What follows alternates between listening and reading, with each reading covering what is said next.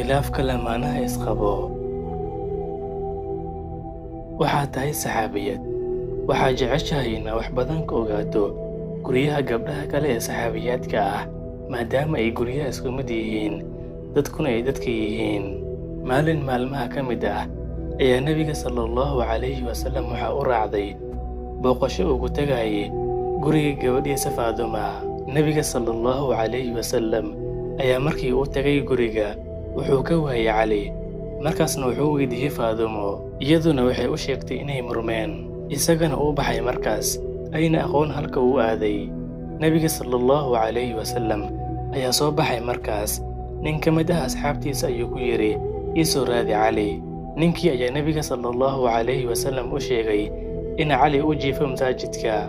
Nebiga sallallahu calayhi wasallam ayaa u tagay markaas isagoo hurdo, dhabankiisana uu yaallo ciidda. Markaasna intuu kiciyey ayuu gacantiisa qiimaha badan uga tirtiray ciidda. Saxaabiyadda waa aragtaasoo ma ahan. Nebiga sallallahu calayhi wasallam gabadhiisa ma uusan weydiinin, iyada iyo ninkeeda waxay isku khilaafeen, mana uusan ka dalbanin inay uga sheekayso waxa dhacay. Nebiga sallallahu calayhi wasallam wuxuu rabay inuu ku baro guri walba inuu leeyahay sir u khaas ah. Nebiga sallallahu calayhi wasallam wuxuu jeclaa inuu ilaaliyo sirta gabadhiisa. Haddii aad murantaan adiga iyo ninkaaga, markiiba ha bilaabin khilaafkiina u sheegto asxaabtaada iyo ehelkaaga. Sirtiina ha idinku ekaato adiga iyo ninkaaga oo keliya, waayo ugu dambeyn way heshiin doontaan. Waxba sharafta ninkaaga ha u xumayn ehelkaaga iyo asxaabtaada. Marnaba ha dareensiinin sidii inaad ku nooshahay furin dagaal oo kale. Markaasna waxaad daboolka saaraysaa waqtiyadiina quruxda badnaa ee aad soo wada qaadateen. Khilaaf walba wuxuu ahaanayaa mid yar intuu u dhexeeyo derbiyada gurigiinna. Marka uu ka baxo gurigiinna, dadkuna ay ka sheekaystaan, markaas mushkiladdu waxay noqonaysaa mid weyn. Saxaabiyadda, guri walba waxaa yaallo khilaaf, waana arrin dabiici ah, balse waxaa muhiim ah qofna karaamadiisa inaan lagu xadgudbin, sharaftiisana aan la dhaawicin, wax xaaraan ahna aan la banaysan. Si markaa heshiisaan, qof walba uu awood u yeesho qofka kale indhihiisa inuu fiiriyo. Mushkiladaha nolosha waa kuwa dhammaanayo, laakiin dhaawacyada qalbiga iyo karaamada la gaarsiiyo way adag tahay in laga bogsoodo. Saxaabiyadda, dadka caqliga badan khilaafkooda wax ka qurxoon ma lahan. Faadumo iyo Cali markay iskhilaafeen, Cali wuxuu ka tegay guriga si ay Faadumo u degto.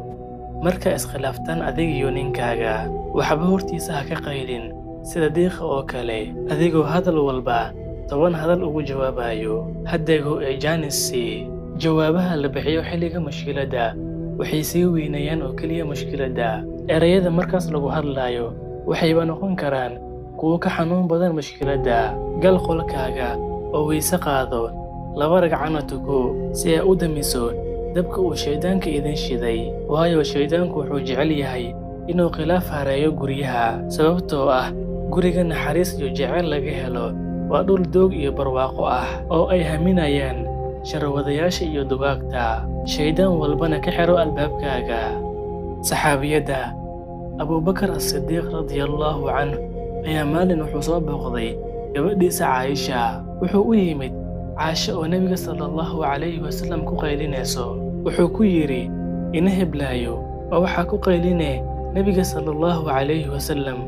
Markaasna isagoo garaaci rabo ayaa waxaa ka qabtay Nebiga sallallahu calayhi wasallam. Abubakarna wuu iska baxay markaas. Nebiga sallallahu calayhi wasallam ayaa ku yidhi Caaisha, ma aragtay sida aan kaaga qabtay? Maalin kale Abubakar ayaa wuxuu soo booqday Caaisha. Wuxuu u yimid iyada iyo Nebiga sallallahu calayhi wasallam oo isla qoslaayo. Wuxuu ku yidhi markaas, heshiiskiina ii geliya sida aad dagaalkiinaba ii geliseen. Saxaabiyadda, si walbuu iimaankaaga u weyn yahay, ma gaari karo iimaanka Caaisha oo kale. Si walbuu ninkaaga u wanaagsan yahayna ma noqon karo sida Nebiga sallallahu calayhi wasallam oo kale. Waana aragtaa sida isku khilaafeen. Mushkiladda dhabta ah ma ahan in la iskhilaafo, ee waa in la maareyn waayo khilaafka. Waa run, guriga waxaa mas'uul ka ah ninka, laakiin deganaanta guriga waa shaqada xaaska. Ha u malaynin ragga ina garab siinayo. Dabcan adiga waxaa ii tahay hooyo, abaayo, eedo, habaryar iyo wax walba. Sidoo kale waxaad tahay sharaftayda. Adiga ayaan kula jiraa mar walba. Sidaas awgeed ayaan kugu sheegayaa runta. Deganaanta iyo xasilinta guriga waa shaqada xaaska. Waa run in ninka uu kaalin weyn ku leeyahay arrinkaas, balse adiga ay shaqadaada ahayd intaysan shaqo u noqon isaga. Waa shaqada xaaska. Waa run in ninka uu kaalin weyn ku leeyahay arrinkaas, balse adiga ay shaqadaada ahayd intaysan shaqo u noqon isaga.